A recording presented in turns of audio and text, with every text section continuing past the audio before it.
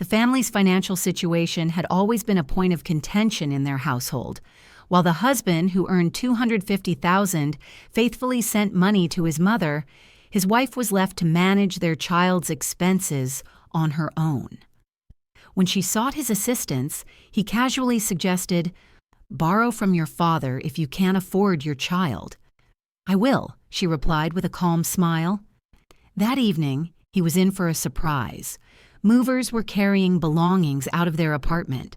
"Greetings, dear listeners. I'm delighted to welcome you to my channel. I have a new and captivating story for you today. Enjoy." Xenia lifted the edge of the curtain and peered into the courtyard. Her husband's car was already parked, meaning he would be home soon. She let the fabric fall, went to the kitchen where buckwheat was simmering in a pot, and mechanically stirred it. On the stove, a pan held chicken breast, tough and inexpensive, but it was something. They had run out of milk yesterday and cottage cheese too. Tomorrow, Myron would have to have porridge made with water for breakfast again. He was 4 years old. A growing body requires protein, calcium, and vitamins. The pediatrician at the clinic repeated this like a mantra at every visit. Xenia opened the refrigerator. It was nearly empty. 3 eggs, a package of butter, a little cheese. Her payday was still a week away. She had only 2,000 rubles left in her account. This would be enough for bread, pasta, and some vegetables if she was frugal. She closed the door and leaned her forehead against its cold surface. 7 years ago, she married Artyom Ladygin, a handsome, self-assured programmer with a good salary, and he had promised her care, stability, and a family. For the first 2 years, everything was fine. They rented an apartment together, saved for a down payment on a mortgage, and went on seaside vacations. Then Miron was born, and things began to change. Artyom started visiting his mother more frequently. Lyudmila Fyodorovna, a 57-year-old woman with tightly pursed lips and a perpetual frown in her eyes, lived alone in a 2-room apartment on the outskirts. After her divorce, she was left with a small pension and a multitude of grievances about life. Her only joy was her son. "Mom isn't feeling well," Artyom would say, preparing for yet another visit. "Again," a weary Xenia would exclaim, cradling a crying infant. "Artyom, perhaps you should call a doctor for her." "She doesn't need a doctor, she needs attention." This attention soon evolved into financial support. First, Artyom began buying his mother things, saying she couldn't live on her pension. Then he started paying her utility bills, then for medication, clothes, phone repairs, a new television. "Artyom, we're struggling ourselves," Xenia cautiously remarked when Myrian turned 1. "We can't afford diapers and formula, and you're buying Mom a 40,000 ruble television." "She's my mother," he cut her off. "She raised me alone, do you understand? Alone. I owe her." Xenia remained silent. Arguing was futile. Lyudmila Fyodorovna had a surgeon's precision when it came to inducing guilt in her son. Every call from her began with a sigh. Every phrase hinted at how difficult her life was, is how much she suffered, how unappreciated she was. When Myron was 2, Xenia returned to work, finding a remote content manager position that paid $35,000 a month. It wasn't much, but it was something.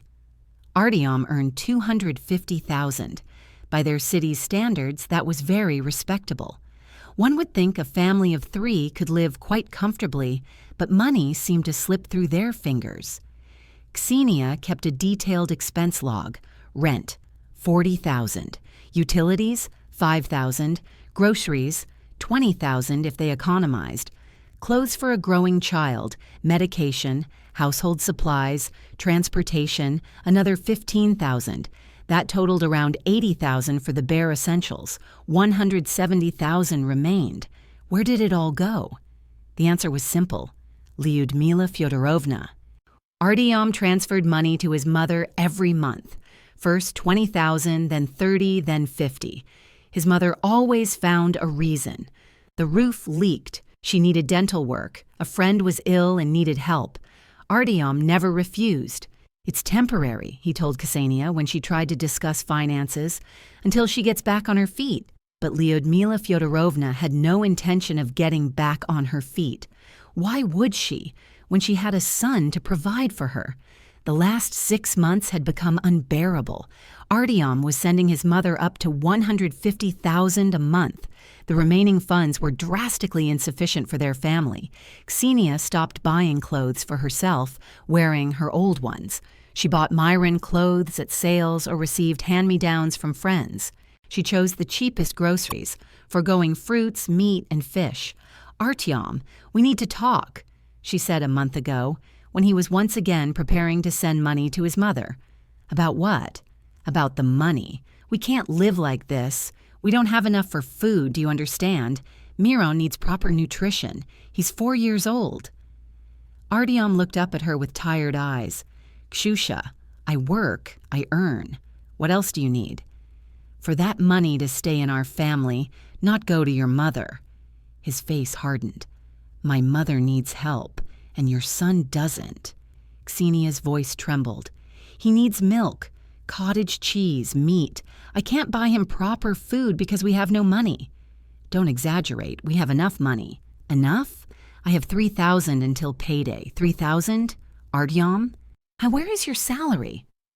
35,000 I spend on the child and groceries, which you don't deem necessary to buy." He stood up and took his phone. "I'm not listening to this. My mother is sacred to me." The door slammed shut. Ksenia was left alone in the kitchen, clutching an empty mug. Myron was playing in the other room, building something with old blocks. After that conversation, Artyom became even more distant. He came home late, said little, and spent his weekends at his mother's. Lyudmila Fyodorovna called him 3 times a day, complaining about her health, her neighbors, or the weather. He listened to her for hours, and Ksenia's requests were met with monosyllabic replies. 3 days ago, a turning point occurred. Ksenia was with Miron at the children's clinic for a routine checkup. The pediatrician, an elderly woman with a tired face, examined the boy and frowned. "He's pale, listless. What do you feed him?" "As best I can," Ksenia answered honestly. "Porridge, pasta, sometimes chicken, dairy, rarely fruits. We don't always have enough money." The doctor looked at her intently. "The child is 4 years old. He's growing. He needs a balanced diet: milk, cottage cheese, meat, fish, vegetables, fruits. Otherwise, problems will arise. Anemia, developmental delays, a weak immune system. Do you understand?" Ksenia nodded, her lips pressed together. Tears welled up in her eyes. That evening, she tried to talk to Artyom again. He was sitting on the sofa, engrossed in his phone. "We were at the doctor's today. The doctor said Miron isn't looking well and needs to eat properly." Artyom didn't look up. "I have nothing to feed him with." Ksenia's voice cracked. "I have no money, do you understand? I've been economizing on everything all month just to feed him, and you don't care." Artyom finally tore himself away from the screen and looked at her coldly. "Borrow from your father if you can't afford your child," he said indifferently. "He has plenty of money." Ksenia froze. The blood buzzed in her ears. "What did you hear? Your father earns well. Ask him. I'm already spending my money on my mother." "On my mother," he confirmed, "who gave birth to me and raised me. And your father can help his grandson." "But you are Miron's father," she said disbelievingly. "That's your responsibility." "My responsibility is to earn. I earn. How you spend the money is your business." Ksenia stood in the middle of the room, feeling something inside her finally break. He looked at her calmly, or without a hint of sympathy. His mother received $150,000 a month for her whims, and their own son was left with scraps. "I will borrow," she said softly, and smiled. Artyom nodded and buried himself in his phone again.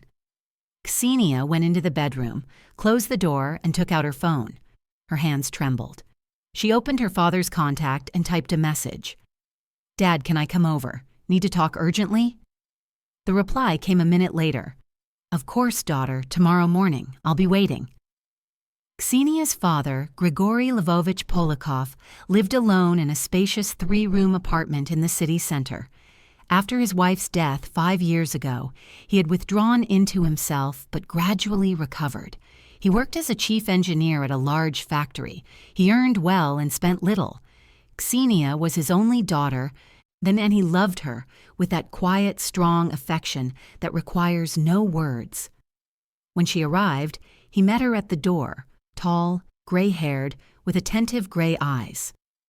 "Hello, Kshusha, come in." She entered, took off her jacket. She had left Miran with a neighbor. The conversation would be serious. "Tea?" "No need, Dad. I need to talk to you." They sat down at the kitchen table. Grigory Lvovich waited in silence. Ksenia told him everything about the money Artyom sent to his mother, about the shortage of funds for their child, about her husband's indifference, about the remark he made last night. Her voice trembled, but she held herself together. Her father listened without interrupting. When she finished, he was silent for a long time, looking out the window. "What do you intend to do?" he asked finally. "Leave him," Ksenia replied firmly.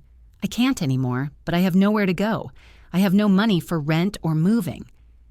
"I thought perhaps Miran and I could live with you for a while until I get back on my feet.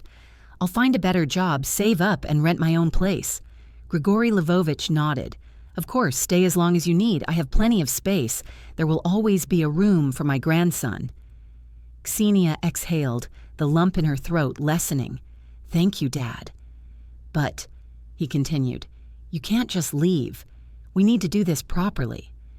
"How?" he pondered. "He doesn't appreciate you. He thinks you depend on him. We need to show him that's not the case."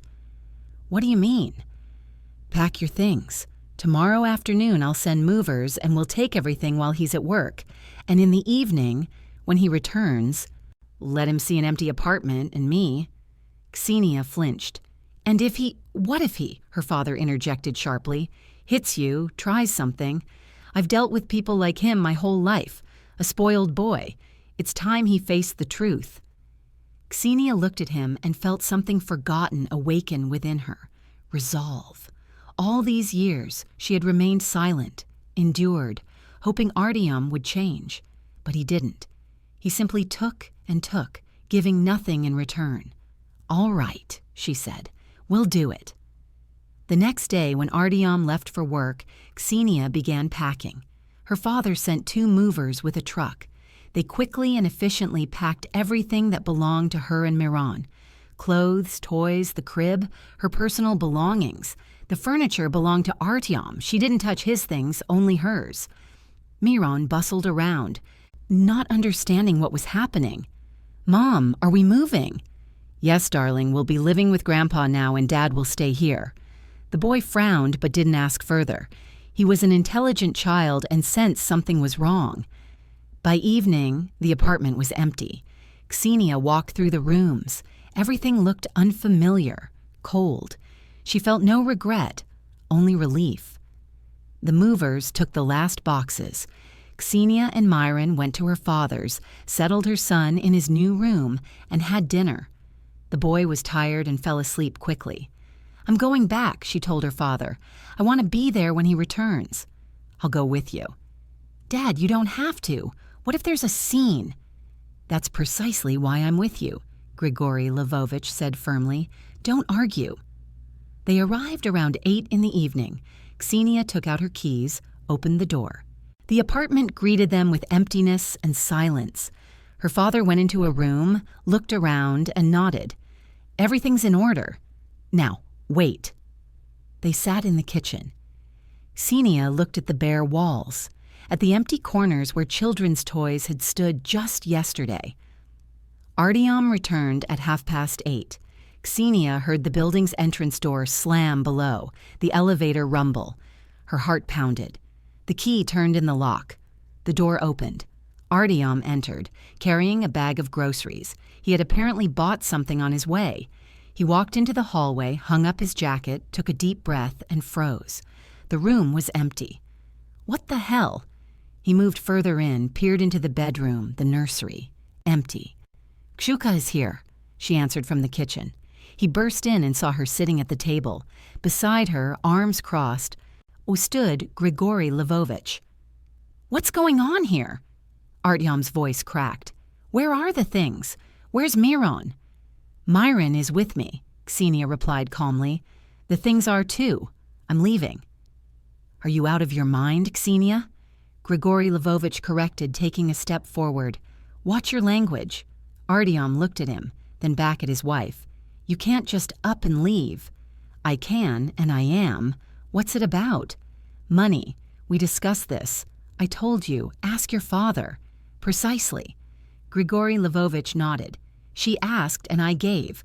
Now she and my grandson are taken care of, and you can continue supporting your mommy. One less worry." Artyom paled. "I worked. I earned."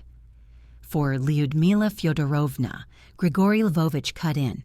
150,000 a month for her whims, and your own son gets scraps. You're not a man.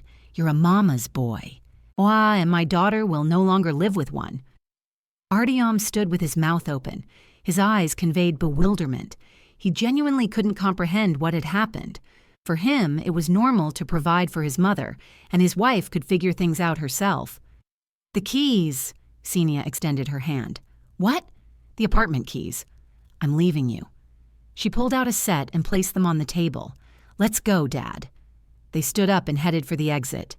"Kshuka, wait!" Artyom shouted. "You'll regret this. You'll come back crawling." She turned at the threshold. "No," she said calmly, "I won't." And she closed the door. The first week was difficult. Artyom called, sent messages. First angry, then pleading. He accused her of selfishness, said she had destroyed their family, that Myra needed a father. Ksenia didn't respond. Then Lyudmila Fyodorovna started calling. Her voice on the phone was filled with venom. "You've separated me from my son. You've ruined his life. He's alone now, miserable, and you're happy." Ksenia silently hung up and blocked the number. Grigory Lvovich helped his daughter find a new job. Through acquaintances, he found her a position in a reputable company with a salary of 60,000. The three of them lived in his apartment, and the old man was happy. Miron blossomed before their eyes. Proper food, a peaceful environment, and a grandfather who read him stories every evening. 2 months later, a court summons arrived. Artyom filed for divorce and demanded asset division. Ksenia did not resist. There was nothing to divide. The apartment was rented, the furniture his. She didn't want anything. Alimony was set at the standard 25% of income, 625,000 a month. Artyom paled when he heard the amount. "That's too much," he declared to the judge. "I have my mother. She needs help." The judge, an elderly woman with glasses, looked at him coldly. "You have a minor son. He is the priority. The court's decision is final." Ksenia left the courtroom with a strange sense of calm. She wasn't rejoicing. She simply knew. Everything was right. Artyom tried to meet her after the hearing. He caught her near the exit. "Kshuk, let's talk. Maybe we can fix everything." She looked at him, pale, confused, pathetic. "No," she said. "We're just finished. Live as you wish. You'll see Myron according to the schedule." He tried to object, but she walked past. It had been 8 months. Ksenia was walking Myron home from kindergarten. The boy's head swiveled, taking in the shop windows, chattering about a new friend from his group. Recently, his father had given him a bicycle, and the boy now dreamed of riding it in the park. "Mom, will we go to Grandpa's factory tomorrow?" he asked. "He promised to show me the machines." "We will," Ksenia smiled. "Definitely." They turned the corner, and Ksenia froze. Sitting on a bench near a shop was an elderly woman in a worn coat, Lyudmila Fyodorovna. She sat hunched over, staring at the asphalt. A cane stood beside her. Her face was gaunt, her eyes sunken. Her former mother-in-law looked up, and their eyes met. In Lyudmila Fyodorovna's eyes, something flickered. Anger, envy, helplessness. Ksenia walked past without stopping. Miron didn't even flinch. At home, Grigory Lvovich greeted them, an apron tied around his waist. How were my travelers? Great, Grandpa. Miran ran to him. Xenia took off her jacket and went to the kitchen. Something was bubbling on the stove, potatoes with meat. A salad sat on the table. Her father handed her a mug of tea. She took it, cradled the warm ceramic in her hands, and looked out the window. Outside, it was growing dark, and the streetlights were on. "Do you think I did the right thing?" she asked quietly. Grigory Lvovich looked at her, then at his grandson, who was pottering around in the next room, then back at his daughter. "What do you think yourself?" Xenia finished her tea and placed the mug on the table. "The right thing," she said. "I did the right thing." Her father nodded and returned to the stove, and Xenia, for the first time in many years, breathed freely.